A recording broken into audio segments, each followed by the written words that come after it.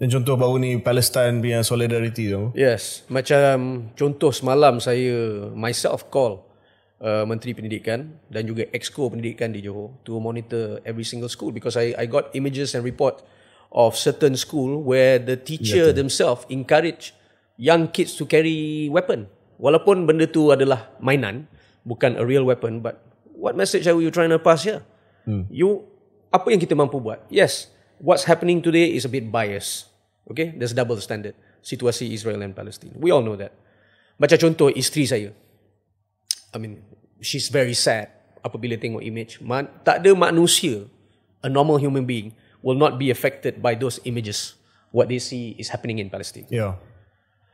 Apa kami boleh buat? Saya, contoh, saya tak adalah, like I said, I'm not a guy who focus lebih kepada optik. Saya suka lebih kepada execute and do something.